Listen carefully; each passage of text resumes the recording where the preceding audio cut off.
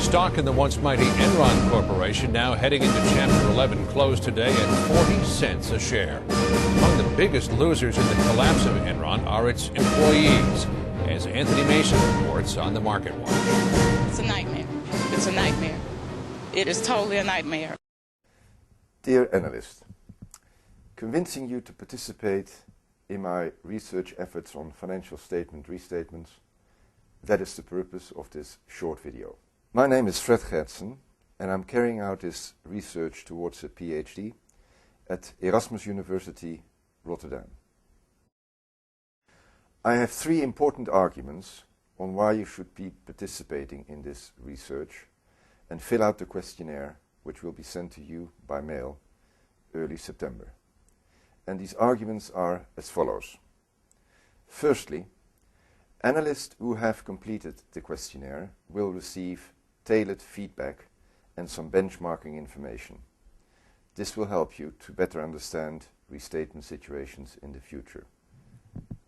Secondly, most behavioral research studies are carried out in so-called laboratory settings. However, this study approaches you, analysts, in the real-life world. Logistically, you can imagine a much more tedious process. However, the results obtained will provide a deeper understanding of the problems you, the analyst, faced. Thirdly, for every questionnaire completed, I shall contribute an amount of €25 to Pride Africa, a fund operating in the microcredit business in Kenya.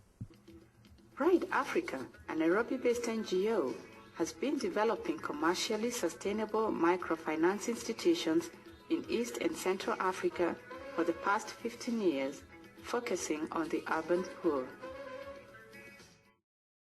The questionnaire will arrive in a very user-friendly format called interactive dialogues. It also allows you to forward the mail you receive on your business address to your private email address.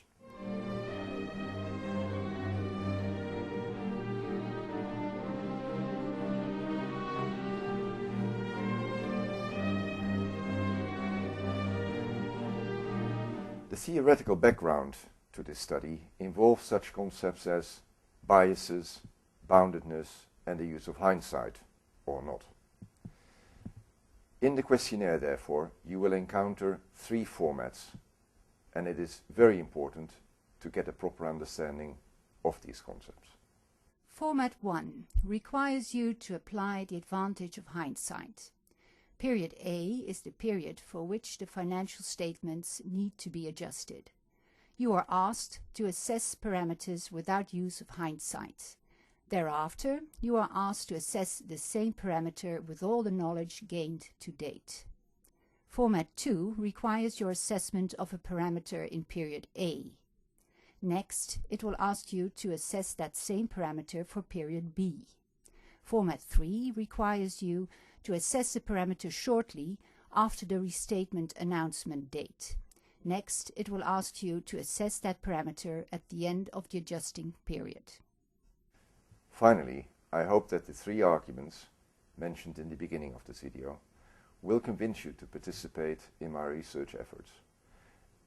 I will be very grateful for your participation, and thank you for the time you spent on it.